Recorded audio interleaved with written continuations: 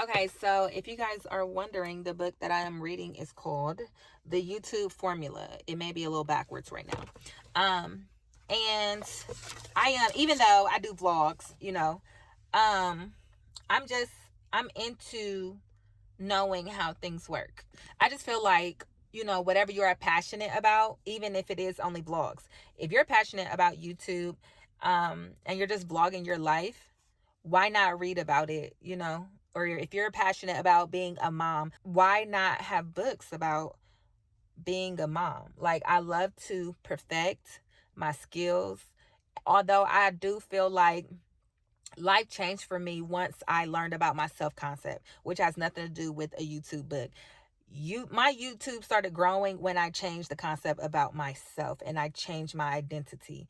And instead of looking at myself as a person who's trying to grow YouTube, I looked at myself as a YouTuber. A person that is trying to grow their YouTube feels like they don't have enough subscribers. A person who is already a YouTuber loves the subscribers that they already have, and they show up for them all the time.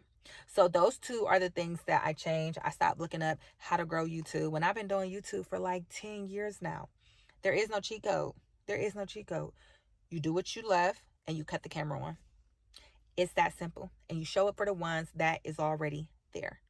And that's what I started doing. And life became great for me. I'm not in a panic. I'm not trying to figure things out. I'm not wishing that I had a certain number. A number doesn't define me. But when y'all comment and say how much that I have helped y'all, that right there makes me feel purposeful. But I do have this book because I just love reading about anything that I am passionate about. I have a million more books about self-concept, and I only have one book about YouTube, and then I have like 3 books on just being a social media content creator all together, not just specifically for YouTube. But this book is really, really good. It's by Daryl Eves, which I've had an audit done by him before. Excuse me. I've had an audit done by him before. Y'all know I've done so many different niches and categories in the YouTube world. And my favorite one would have to be this one, which is just vlogging. You could you be yourself, and you have this authentic audience that seem like they were created just for you because it's your little tribe. They agree with everything. They are into the same things as you, and you don't have to be nobody. It's no force. I ain't got to write out no scripts or anything. It's literally just me talking to friends and friends listening. Like, it's like talking on the phone all day, you know?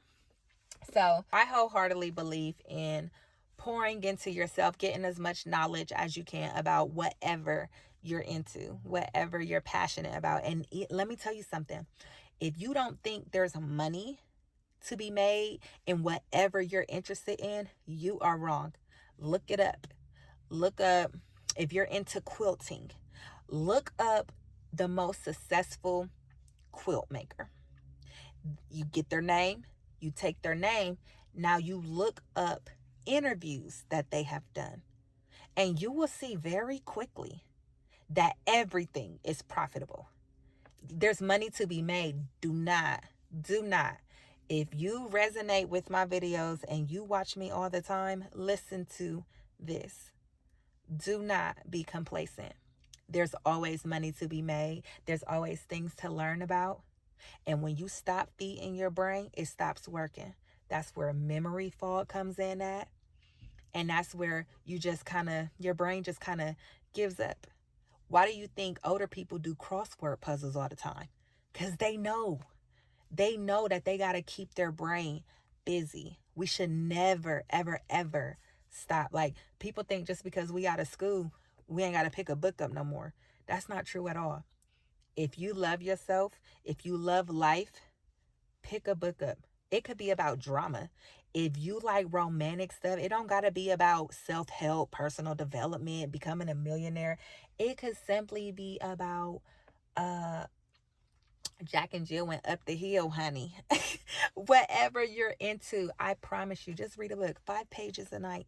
5 pages before you go to bed. You're welcome. You're welcome. That's how much I know.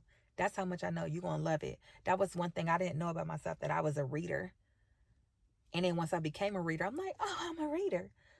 But once I really became a reader, I'm like, everybody's a reader. Everybody is. Even you.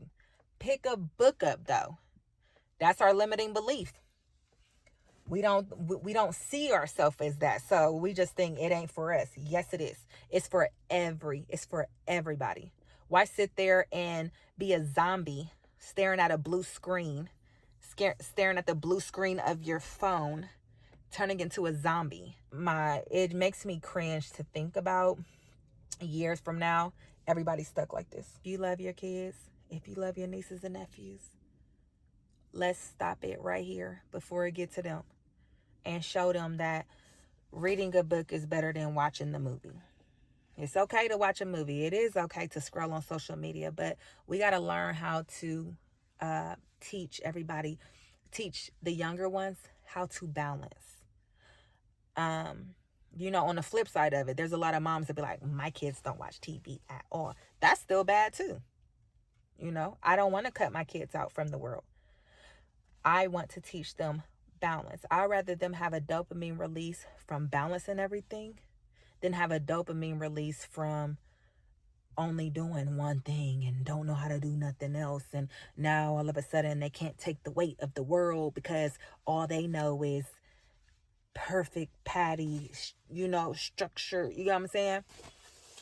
It's okay to not match. It's okay to strip your clothes off and just scream. You don't got to be so perfect all the time. But we also got to have a balance. I feel like too much of anything is not good.